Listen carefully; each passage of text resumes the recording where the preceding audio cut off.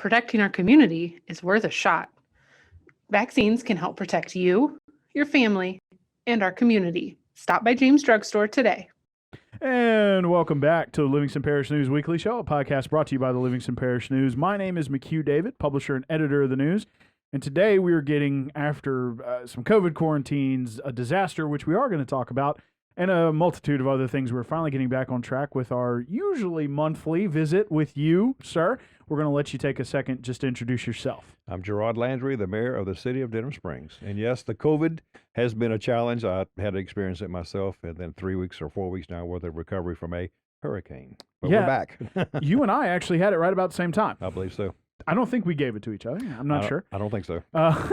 So we appreciate you taking the time today. First, I know that you spoke with David Gray about some disaster recovery things.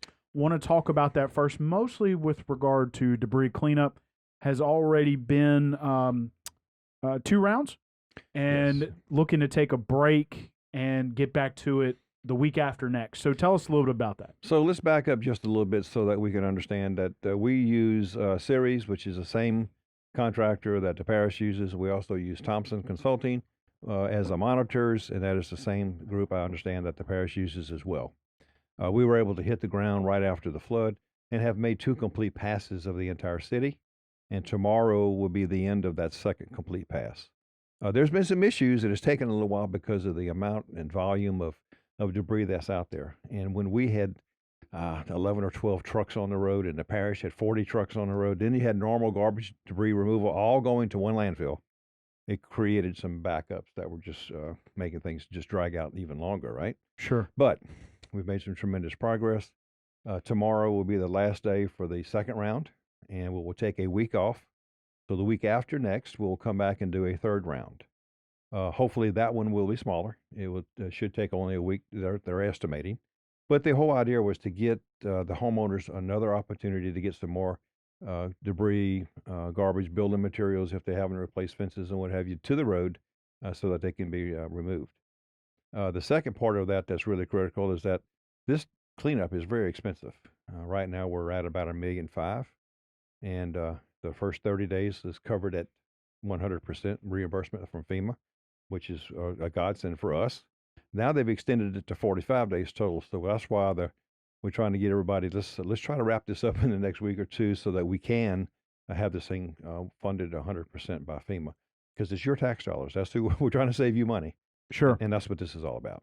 Sure. So please remember, you're going to have about a week break, and you got to get your stuff out to the road. They will be coming back around to pick that up. Do you have any information on DOTD and state highways? Will they be on the same schedule or something different? I don't know. Okay. And I wish I did. But dealing with DOTD is a different animal. Sure, it is. And they are out there. I know on my way back from lunch, I passed a truck on Pete's Highway. Right. I know that they have done a lot of River Road. I know my mother chased down the truck to make them come back because they didn't pick up part of it. That was interesting. She loves telling that story because she got them to come back. So please be mindful of that. I think the most important thing for people to know is right now that's covered.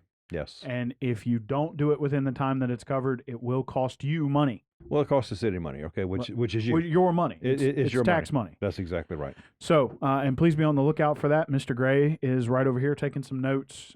So he will be updating the citizens of Denham Springs on their debris cleanup as we try to move away from Ida. Getting into, I guess you could say the total purpose of you coming to talk to us today was at your last council meeting. Actually, it was just before that because the Springs is a different. It's an economic development district, and they have a different meeting from the council, but they did approve the final payment on the bonds that were taken out to fund all the infrastructure and things for Bass Pro. All of the taxing entities that would have taken a piece of that sales tax forwent some of their revenue to fund those bonds. Of course, a lot of people like to say, and I will agree because it's true, there was nothing there to begin with. So you're getting 50% of something as opposed to 100% of nothing. So it did change the landscape of Livingston Parish, and they're getting paid off 16 years early. So first and foremost, I want to talk to you about what the Bass Pro development has meant for the city. and then want to get into, I know y'all don't know exact figures yet of how much your budget will increase, but I know that you and I have talked previously at the end of some shows about what you'd like to do with it. I'd like to focus on that today. So first and foremost, Bass Pro been a huge economic boon for Southern Denham Springs. The Bass Pro TIF has been one of the most successful, absolutely has been the most successful in the state of Louisiana, and possibly one of the best in the country. I know our friends from Jones Walker, Matt Kern was at the meeting the other night, and they get phone calls a lot about TIFs. And they utilize and talk about the Bass Pro TIF in Denham Springs and how successful, and they kind of use it as a model as to what you should do. Shout out to the former Mayor Durbin and all those men and ladies that were involved in the process, back in 2005, 2006, and the difficulties. They had to go to court. They went to the Supreme Court. They had a difficult time to try to put this thing together. And it was just a piece of property that generated about $300 worth of taxes a year. Right. It was a pond and Yes, woods. That's exactly right. And the pond was what? The only reason the pond was there because that was dirt they used to build the interstate. Right. And there's still one on the other side. Okay. Right. Well, actually, both sides actually, but Yeah. still, that's so that was a strong vision that Mayor Durbin had and the group had to put this thing together. Bass Pro knew they wanted to be here, and I did a little research the other day just out of curiosity. And there was one article that somebody had written in Baton Rouge about how here we go, Denham Springs is going to blow it again because Bass Pro is now going to go to Tangipahoa Parish, and it was just one guy, one writer, and apparently now he might be saying, well, maybe I didn't get that right. Yeah, that didn't. That take did not age well, as they say on the internet. That's exactly right. So with the advent of Bass Pro, Sam's, and then the entire development over there has just been phenomenal. The school board is, every taxing authority inside the parish has benefited from this. The state has benefited from this, and it's just been great for us. So the bond is paid for. It was a $50 million 30-year bond, paid for in 16 years. Now that's unheard of. It's just the words can't describe how good this is for the city. How much is it going to mean to us? Well, taxes ebb and flow, but the closest estimate that I can come up with is about another $1 million, $2 or $3 per year. Now that's a lot of money. Well, just to clarify, that's $1.2, $1.3 million. $1 million. Yeah, we don't want people thinking, oh, maybe 1, 2, or 3 million. No. 1.2 or $1.3 million in additional sales tax revenue for the city. Gotcha. Parish will get some. The parish has their own piece. They all gave up different percentages of the taxes that were allocated. So some people are asking, what are you going to do with all that money? Well, I don't mean to trivialize $1.2 million, but in the grand scheme of things and the kind of work that we have to do here at the city, if I wanted to just re-asphalt 1 mile of road, it's about a little over $300,000. Sure. So that means I could do 3 miles. Well, of course, we have 50 miles in the city. Right. So it doesn't take you very far. I'll take it. But I think our initial focus is going to be let's be conservative as we have been in the past. Since the flood now, and we're 5 years away from the flood, and I know we're sick and tired of talking about the flood, but the reality of it is we're still in recovery mode. We still are spending thousands and millions of dollars on rehabbing lift stations and pumps and water wells. The obvious things that you see on the surface, like City Hall and the animal shelter, have been done.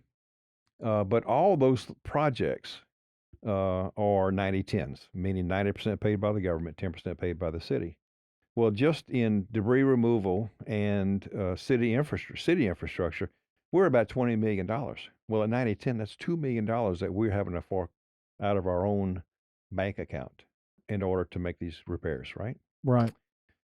$2 million is just not just laying around out there. I mean, we were fortunate that we had $4.5 to $5 million in our, and I use the word rainy day account because that's I don't like that connotation, but it was the checkbook balance. That's what we had going into the storm. Sure.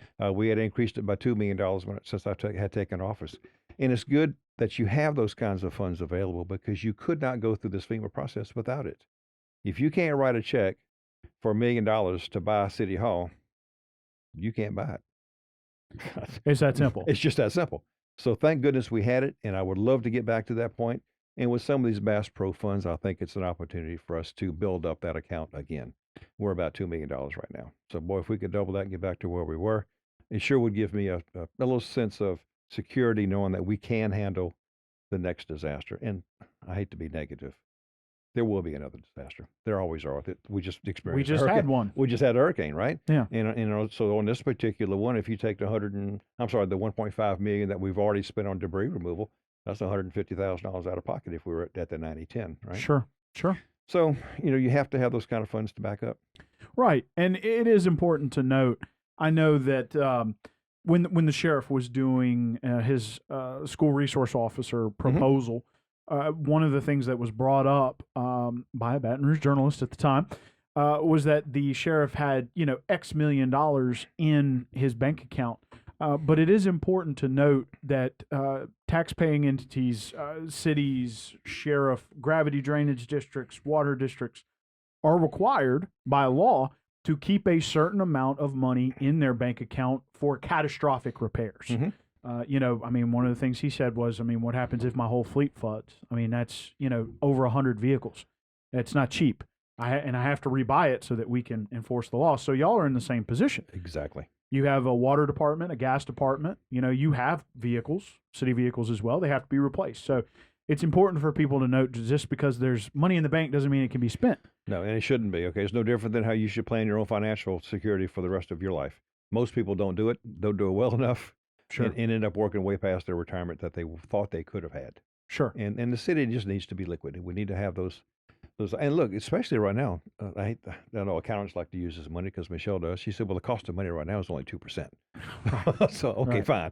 It's, whatever. That won't last forever. But it won't last forever, but that's exactly right. But we're going to do the correct thing, the best way that we know how to be, very, very conservative, to make the proper improvements that we need to make sure that our city stays very solvent and that we are able to recover from another disaster. Sure.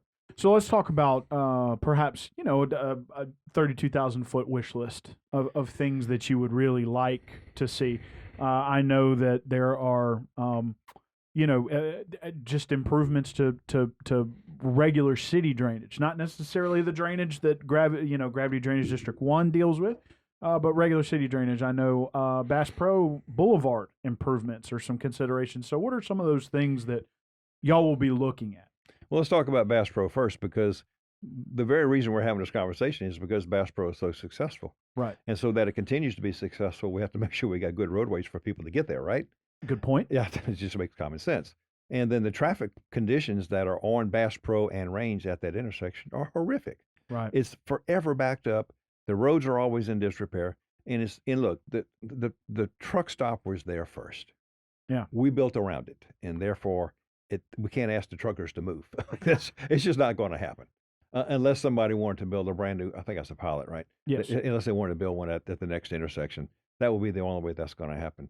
I can't motivate them to leave, and I wouldn't want to because, like I said, they were here first. But that whole area, that whole traffic pattern needs to be addressed, and it has been to some degree. I started off by adding Bass Pro to the MPO program so that we could access federal funds. So when you talk about that $1.2 million extra a year. Mm-hmm. Well, if I want to do an improvement on Bass Pro, I can get the government to pay 80% of it, and I'll use that money as my 20% match and pay for the engineering fees to maybe get a roundabout there, which is one of the things that we have kicked around as a alternative to the truckers coming out of the side entrance and turning left. We could put a roundabout closer to Bass Pro so that they have to come out of Pilot, turn right, go through the roundabout, and then come back and make a left turn. Gotcha. And that would be a safer alternative to what we currently have. Price tag on that right now, as best the engineers can tell me, is somewhere in the $300,000 to $400,000 range. Well, if I'm gonna do 20% plus engineering costs, that's $100,000. Right. So I got to have some money in the account to do that. Sure. And then go to and try to get the approval from them.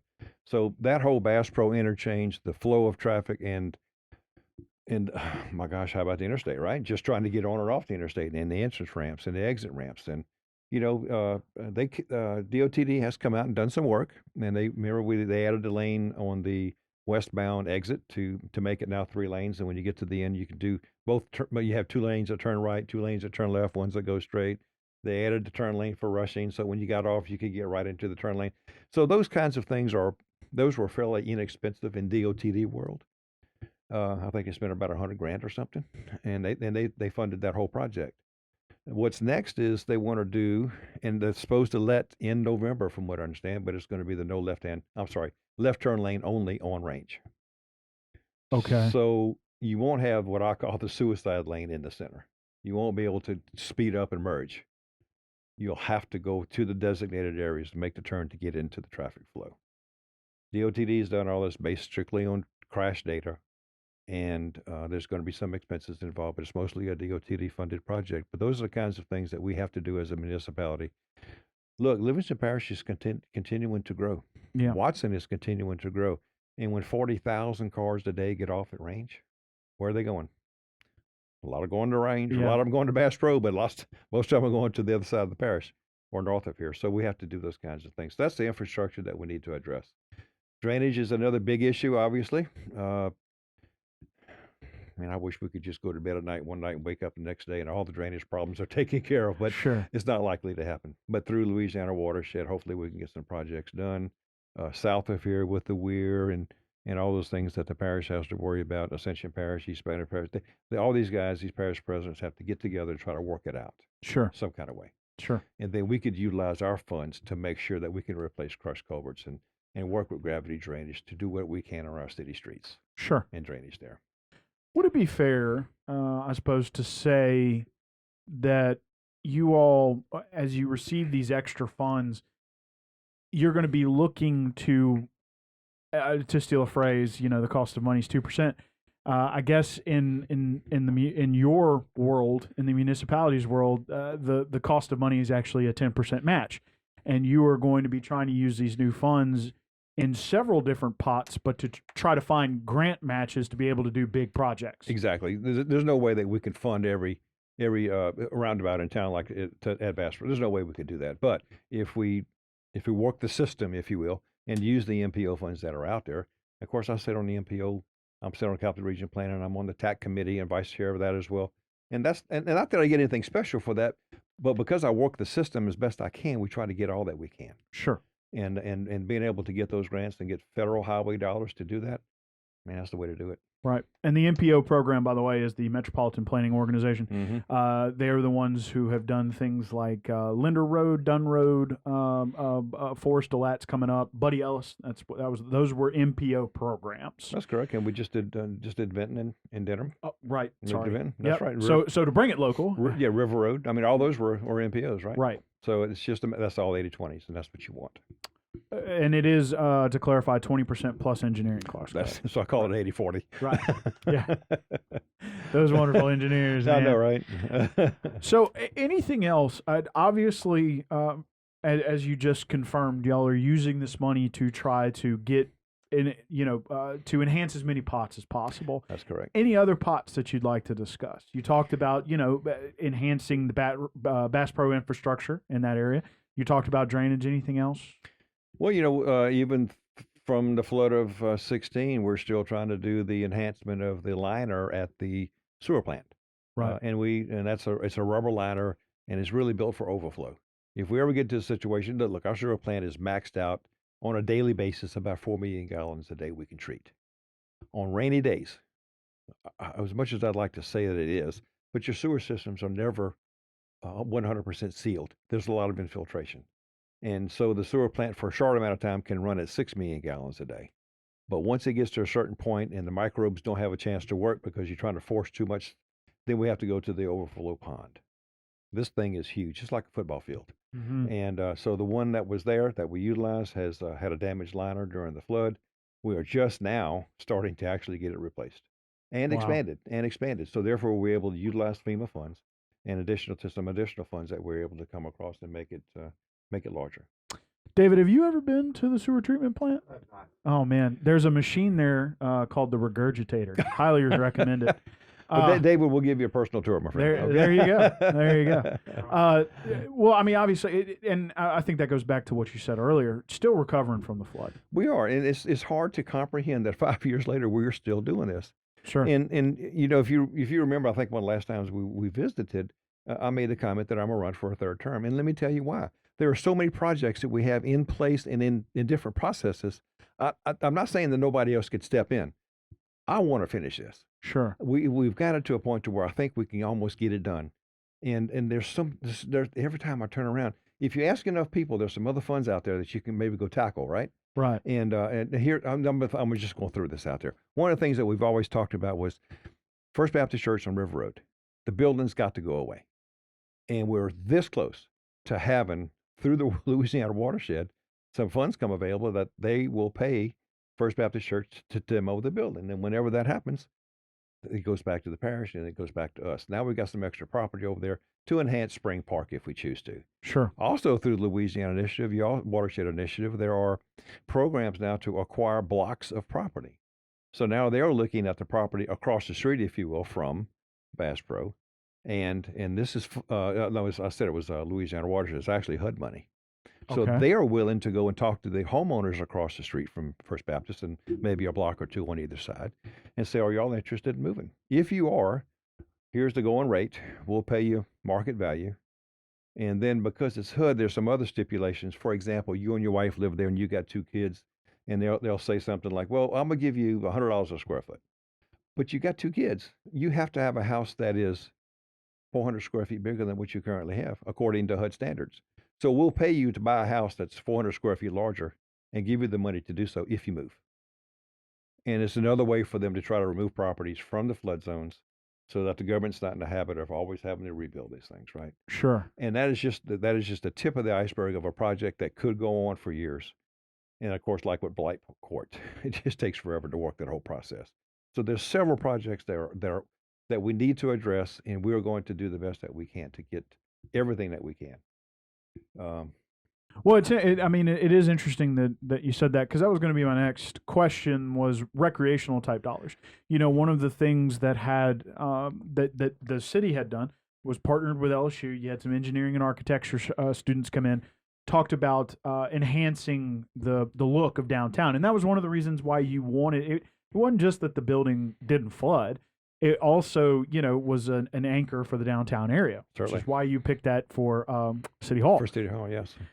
They discussed a lot of green infrastructure and things like that. And you and I at the time had a discussion after they were done, and you said, well, this all sounds great, but it's about money. Right. You got to have the money for it. So, that maybe something y'all might consider as well is investing more money in the downtown area, perhaps. Without a doubt, because that's the city central, right? That's what everybody wants.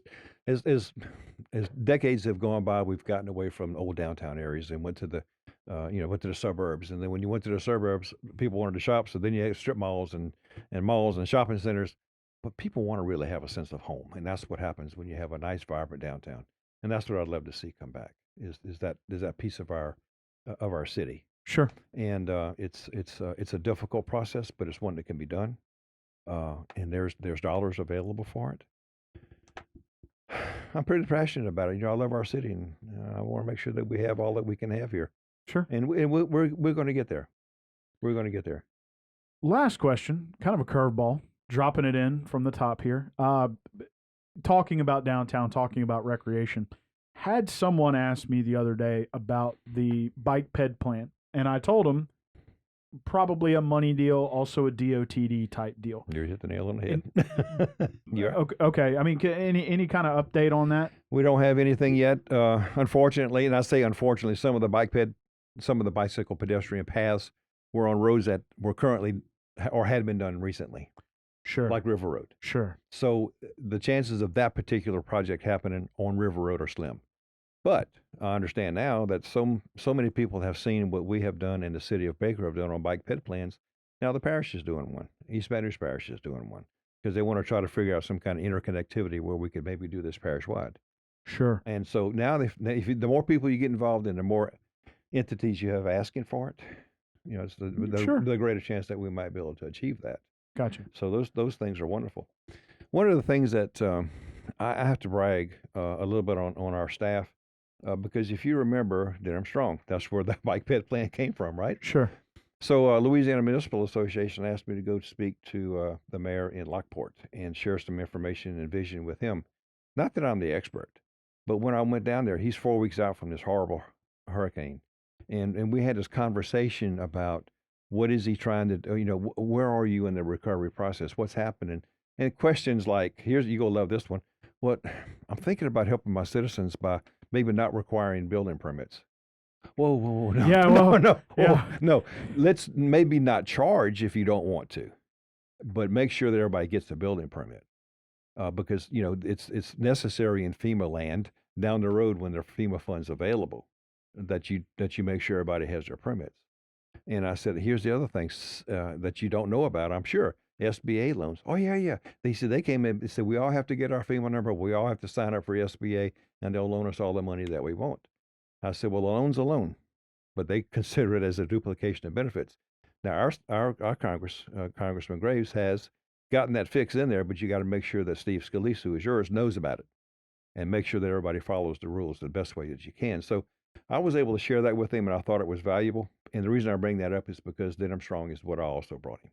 Right. And I said, this is how you get your community involved. Get the community input so that when these dollars start to flow into your city, you can start to capture them and build a team of volunteers that can help tell you what it is that they want. Sure. Because this is not going to be Ed's plan in Lockport. This is going to be the citizens' plan of Lockport, what they want to see done. Right. And it gets buy-in.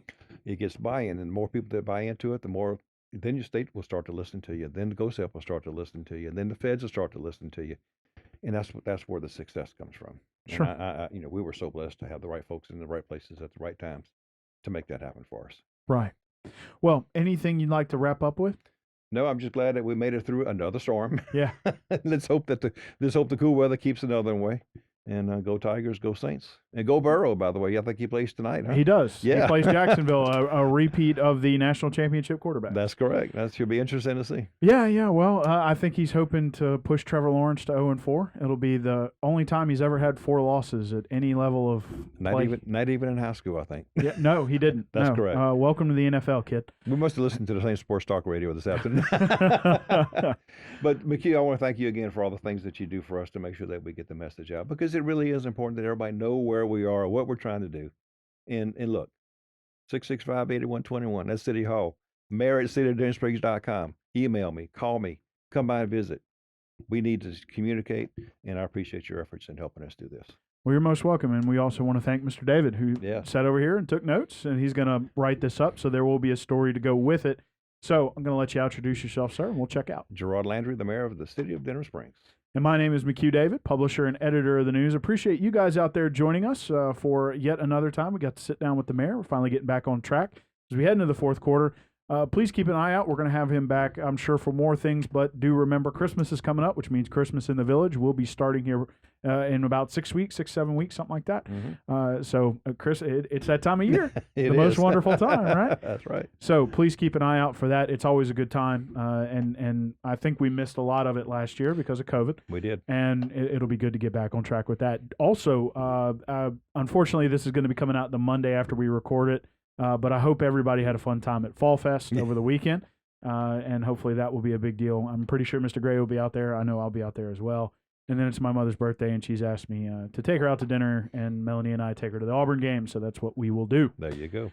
So, again, thank you all for joining us. Please remember the news is on Facebook, Twitter, LinkedIn, Instagram, and YouTube. We are once a week in print on Thursdays at $7 a month to get that in your mailbox, and we're also online, www.livingstonparishnews.com.